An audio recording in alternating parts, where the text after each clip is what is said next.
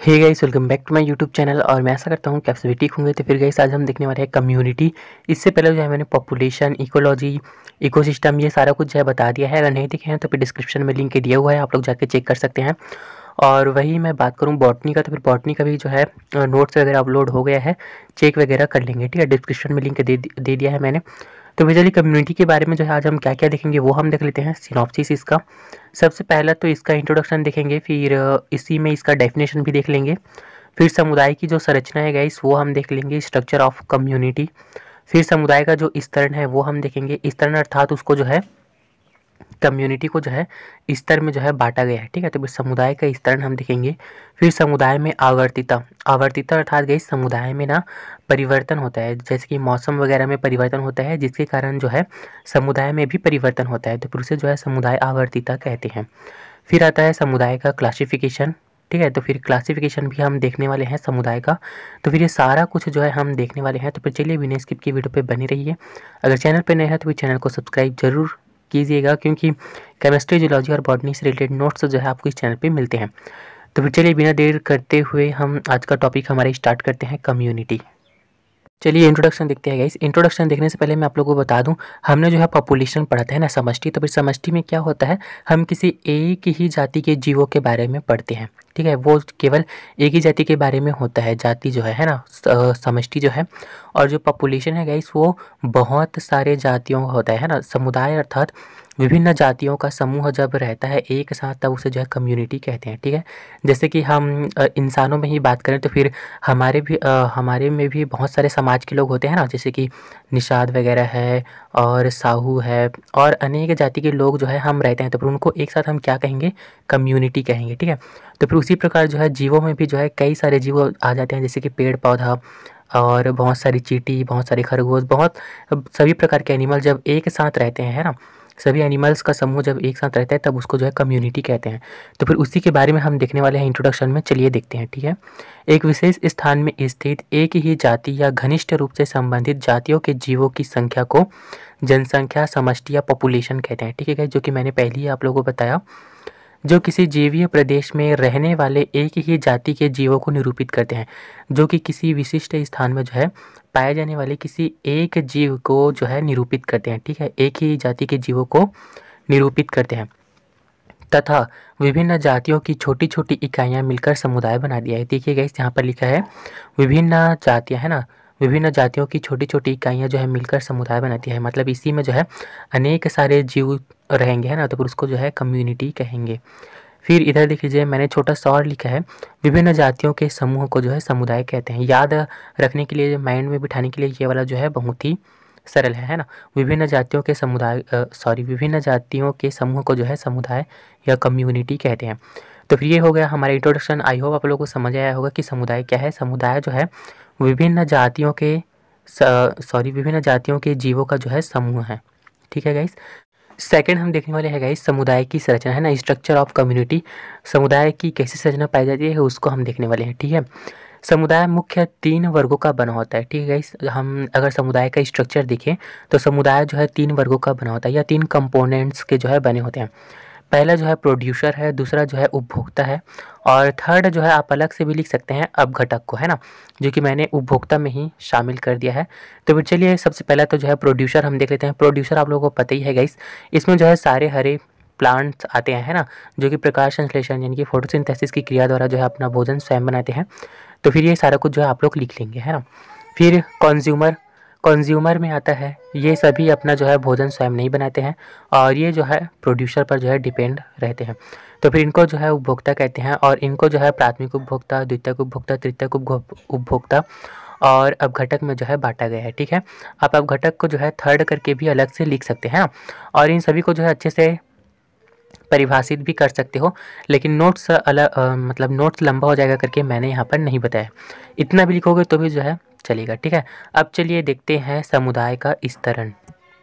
Third हम देखने वाले हैं गाइस समुदाय का स्तरण, कम्युनिटी स्ट्रेटिफिकेशन। ठीक है, स्तरण के बारे में जो है मैंने आप लोगों को बता दिया है कि इसको जो है, जैसे कि हमने यहाँ पर क्या पढ़ा, इसके कंपोनेंट्स में पहला तो प्रोड्यूसर पढ़ा और उपभोक्ता पढ़ा है ना। तो फिर इन्हीं को जो है गाइस स्तर में बांटा गया है ना, एक स्तर फिर द्वितीय स्तर, तो फिर उसके उसी स्तर को जो है समुदाय का स्तरण कहते हैं। ठीक है गाइस, चलिए ये पढ़ते हैं, फिर आप लोगों को अच्छे से समझ आ जाएगा। सामान्यतः जीवीय समुदाय ऊर्ध्वाधर रूप से जो है विन्यस्त या स्तरित होता है।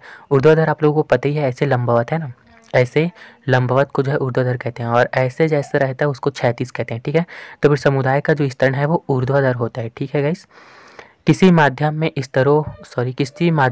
के स्तरों में विभिन्न पादपों और प्राणियों के विन्यास को ही स्तरण कहते हैं। अब देखिएगा इस ऊर्ध्वाधर ऐसे है, ठीक है, तो फिर यहाँ पर प्लांट पाए जाते हैं, यहाँ पर एनिमल पाए जाते हैं, यहाँ पर कुछ और पाया जाएगा।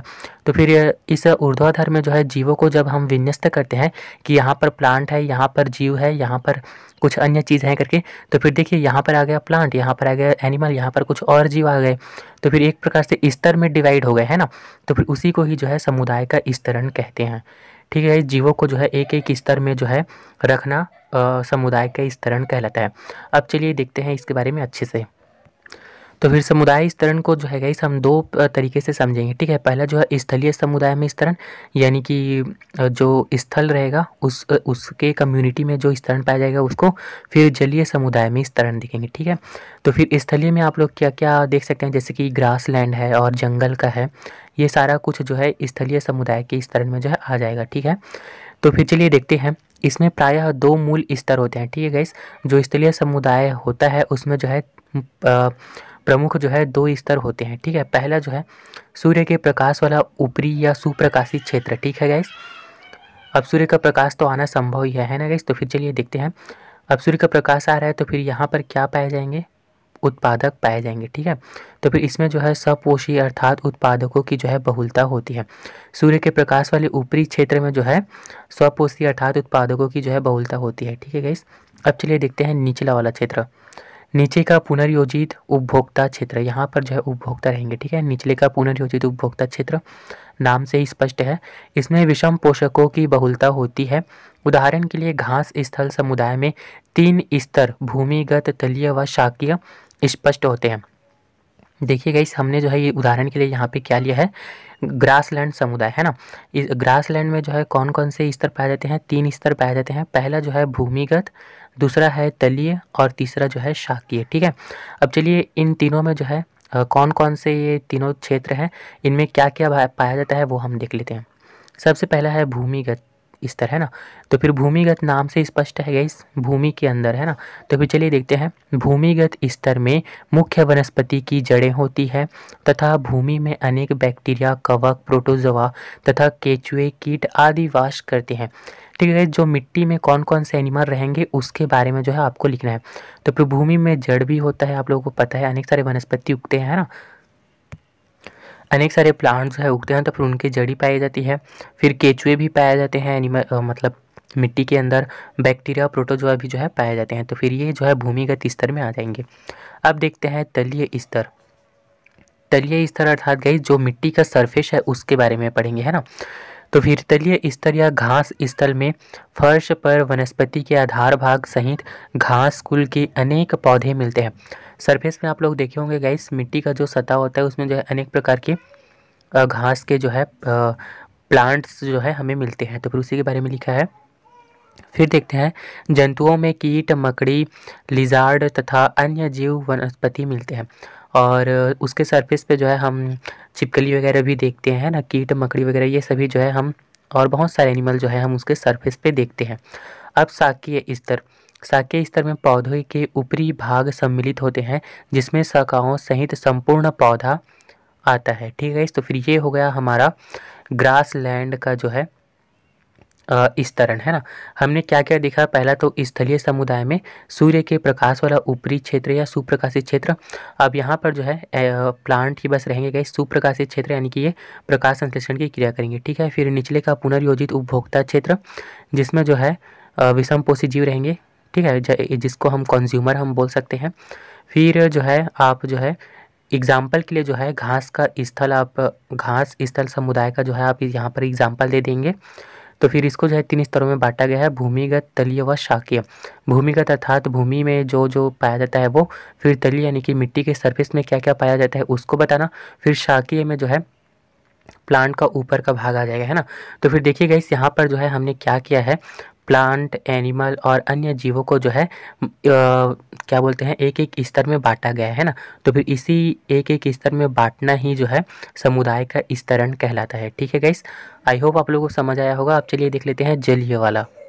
चलिए गाइस हम देखते हैं अब जलीय समुदाय में पाया जाने वाला स्तरण। ठीक है, तो फिर जलीय समुदाय को समझने के लिए गाइस हमने जो है यहाँ पर झील में पाए जाने वाले स्तरण को जो है देखते हैं। ठीक है, इसके एग्जाम्पल के थ्रू हम जो है समझते हैं।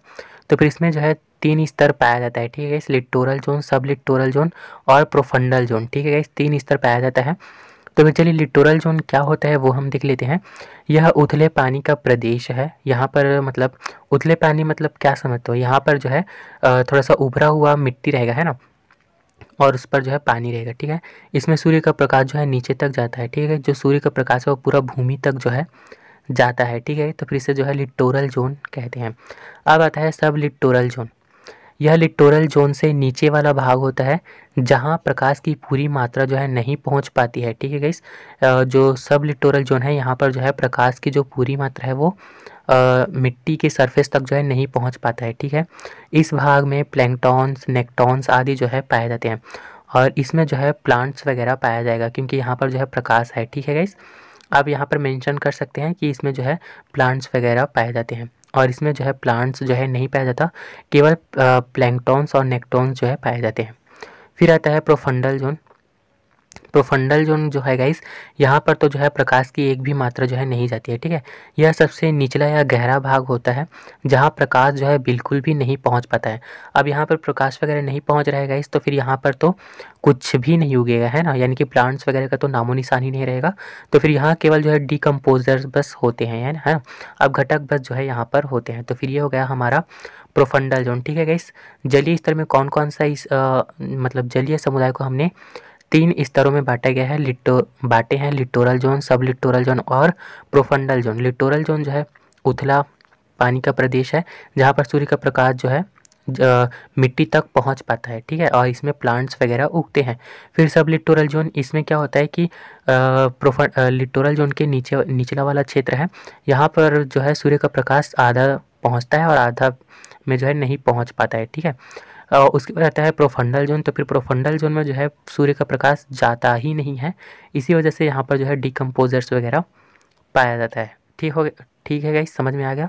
अब चलिए देखते हैं समुदाय में आवर्तिता। तो फिर चलिए गाइस, आई होप इतना तक जो है आप लोगों को समझ आया होगा। अब चलिए देखते हैं समुदाय आवर्तिता, है ना, कम्युनिटी पीरियोडिसिटी। ये समुदाय आवर्तिता को मैं थोड़ा सा आप लोगों को सरल शब्दों में बता दूं गाइस। जैसे कि हम देखते हैं कि मौसम वगैरह परिवर्तन होता है ना, और वर्ष में जो है बहुत सारे जो है चेंजेस जो है होते रहते हैं। तो फिर उन सभी परिवर्तन के कारण जो है समुदाय में भी जो है परिवर्तन होता है। ठीक है गाइस, तो फिर समुदाय में होने वाले उसी परिवर्तन को ही जो है समुदाय आवर्तिता कहते हैं। ठीक है, समझ में आ गया गाइस।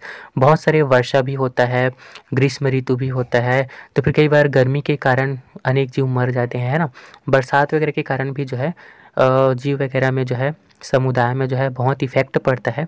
तो फिर वो उसके कारण जो परिवर्तन होता है उसी को ही जो है समुदाय आवर्तिता कहते हैं।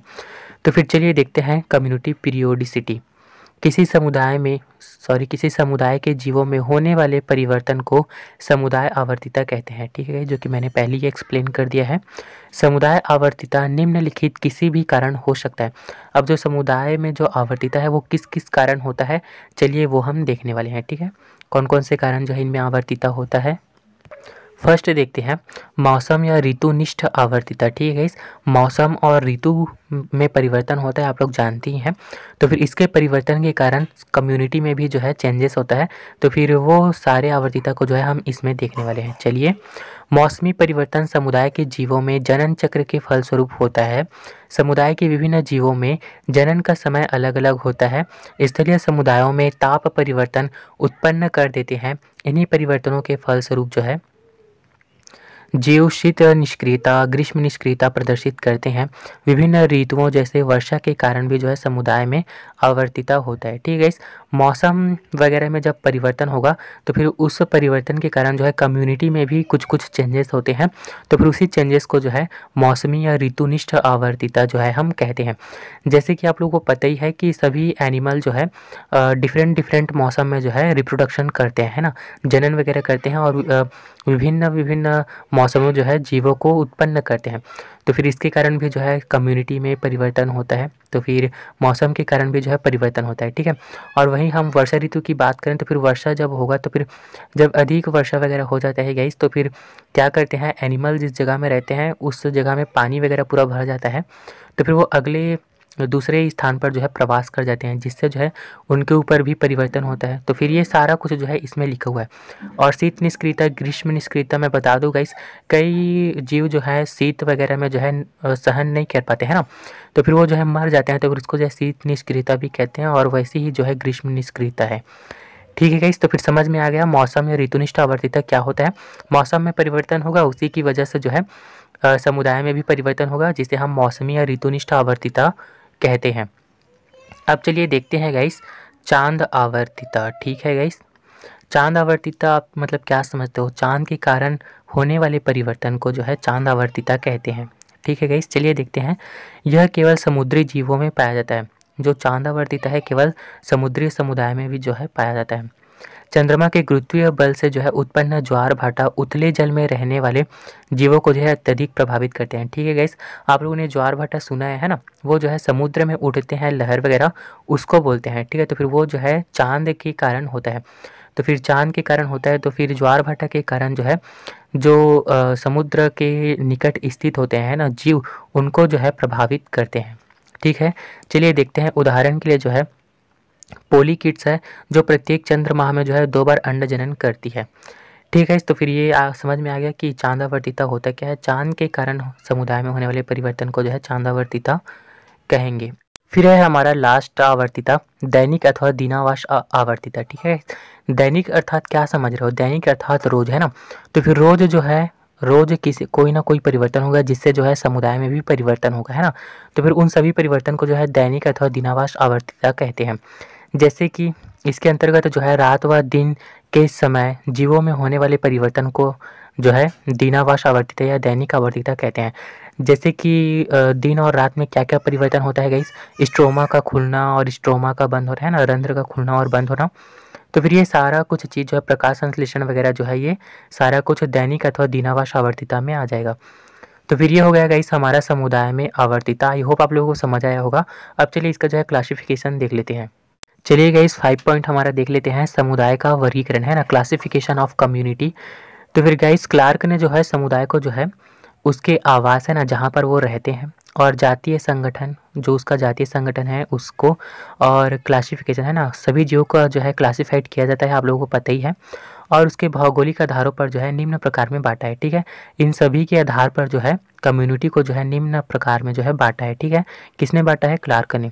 तो फिर पहले देख लेते हैं स्प्रूस बायोसिनोस। स्प्रूस बायोसिनोस को समझाने से पहले मैं आप लोगों को थोड़ा सा एग्जांपल देता हूँ। ठीक है गाइस, ताकि जो है आप लोगों को अच्छे से समझ आ जाए।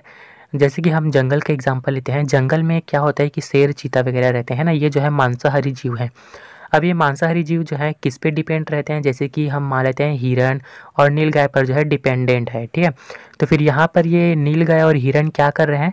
ये नीलगाय और हिरण जो है उस क्षेत्र में जो है शेर और चीते की उपस्थिति को निर्धारित कर रहे हैं। ठीक है गाइस, अगर नीलगाय और हिरण वगैरह नहीं रहेंगे तो फिर शेर वगैरह यहाँ पर रहेंगे क्या? नहीं रहेंगे, है ना। उनको भोजन पानी ही नहीं मिलेगा, तो फिर वो वहाँ पर रहेंगे ही क्यों, है ना।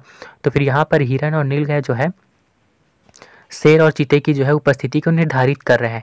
तो फिर उसी प्रकार से जो है गाइस जो स्प्रूस बायोसिनोस है इसमें क्या होता है, इसमें मतलब इस प्रकार के समुदाय में जो है एक अथवा कुछ जातियां जो है अन्य जातियों की उपस्थिति को जो है निर्धारित करती है। ठीक है गाइस, जो कि मैंने पहले ही एग्जांपल में एक्सप्लेन कर दिया है।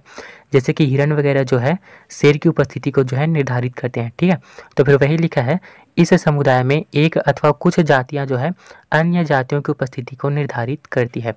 उदाहरण के लिए सनोवर वृक्ष जंगल में अनेक प्रकार के जीवों को संरक्षण देते हैं। जो वृक्ष है वो अनेक प्रकार के जीवों को जो है संरक्षण देते हैं। ठीक है गाइस, तो फिर ये हो गया हमारा स्प्रूस बायोसिनोस।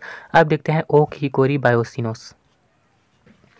ओक हिकोरी में यहाँ पर स्प्रूस बायोसिनोस में हमने क्या देखा कि एक एनिमल जो है दूसरे एनिमल की उपस्थिति को निर्धारित कर रहा है, और ओक हिकोरी में होगा गाइस कोई भौतिक कारक होगा जो अन्य जातियों की उपस्थिति को जो है निर्धारित करेगा। ठीक है, चलिए देख लेते हैं। इसमें क्षेत्र के भौगोलिक पदार्थ या भौतिक कारक जो है या भौतिक पदार्थ है ना, जातियों की उपस्थिति का नियंत्रण करते हैं। ठीक है, जो भौतिक कारक हैं वो जो है जातियों की उपस्थिति को जो है निर्धारित करेंगे। ठीक है, उदाहरण के लिए ओक तथा हिकोरी वृक्षों के घने समुदाय। ठीक है, तो फिर ये तो हो गया क्लार्क के अनुसार आवास, जातीय संगठन और भौगोलिक आधारों पर वर्गीकरण। ठीक है गाइस, इसके अलावा जो है समुदाय को ऊर्जा के आधार पर भी जो है बांटा गया है। तो फिर चलिए ऊर्जा के आधार पर भी जो है हम देख लेते हैं, है ना। फिर चलिए देखते हैं ऊर्जा प्रवाह के आधार पर जो है समुदाय का वर्गीकरण। ठीक है, ऊर्जा जिस प्रकार से प्रवाह होता है उसके आधार पर भी जो है कम्युनिटी को बांटा गया है। पहला देखते हैं दीर्घ समुदाय, मेजर कम्युनिटी। ठीक है गाइस, दीर्घ समुदाय अर्थात बहुत ही बड़ा समुदाय। ठीक है, तो फिर इस प्रकार के समुदाय जो है पूर्णतः आत्मनिर्भर होते हैं। ठीक है गाइस, इस प्रकार के समुदाय में क्या होता है कि समुदाय के जो जीव हैं, है ना, वो दूसरे समुदाय के जीवों पर जो है निर्भर नहीं होते हैं। ये स्वयं आत्मनिर्भर होते हैं सभी के लिए, है ना। भोजन पानी हो या किसी भी चीज़ के लिए हो, ये अपने समुदाय में जो है पूर्णतः अपने आप में जो है निर्भर होते हैं। ठीक है, तो फिर इससे जो है दीर्घ समुदाय कहते हैं। और वही लघु समुदाय यानी कि माइनर कम्युनिटी की बात करें तो फिर ये जो है पूर्ण रूप से आत्मनिर्भर नहीं होते हैं। ये ऊर्जा के लिए जो है अन्य कम्युनिटी पर जो है निर्भर होते हैं। तो फिर ये जो है लघु समुदाय हो गया। इसको जो है मैंने नहीं लिखा है, आप लोग लिखेंगे। ठीक है गाइस, क्योंकि दोनों क्लासिफिकेशन जो है आप लोगों को बताना है। छोटा सा ही बसा करके मैंने यहाँ पे नहीं लिखा है। ठीक है, तो फिर दीर्घ समुदाय क्या है, ये अपने आप में जो है सक्षम होते हैं, आत्मनिर्भर होते हैं, किसी भी प्रकार के कंपोनेंट्स के लिए जो है अन्य समुदाय पर जो है निर्भर नहीं होते हैं। और वही लघु समुदाय जो है जस्ट इसके विपरीत कर देना, ये जो है ऊर्जा वगैरह या किसी भी पदार्थ के लिए जो है अपने समुदाय के अलावा दूसरे समुदाय पर भी जो है निर्भर होते हैं। ठीक है, तो फिर ये हो गया हमारा मेजर कम्युनिटी और माइनर कम्युनिटी। तो फिर आई होप गाइस ये वीडियो आप लोग के लिए हेल्पफुल हुआ होगा। अगर हेल्प हुआ है तो फिर प्लीज़ वीडियो को लाइक करेंगे, चैनल को सब्सक्राइब करेंगे, दोस्तों में भी शेयर करेंगे ताकि उनका भी फ़ायदा हो। और जो कम्युनिटी है गाइस, ये जो है बार बार पूछा जाता है, बहुत ही इंपॉर्टेंट टॉपिक है ना। कम्युनिटी पूछ देगा, जनसंख्या पूछ देगा, या फिर और बहुत सारे टॉपिक्स जो हैं गाइस, वो सारा कुछ जो है मैं यहाँ पर एक्सप्लेन करूँगा आप लोगों को ताकि आप लोगों का हेल्प हो सके। तो फिर गाइस आई होप ये वीडियो आप लोगों के लिए हेल्पफुल हुआ होगा। अगर हेल्प हुआ है तो फिर प्लीज़ वीडियो को लाइक करेंगे, चैनल को सब्सक्राइब करेंगे, दोस्तों में भी शेयर करेंगे ताकि उनका भी फ़ायदा हो।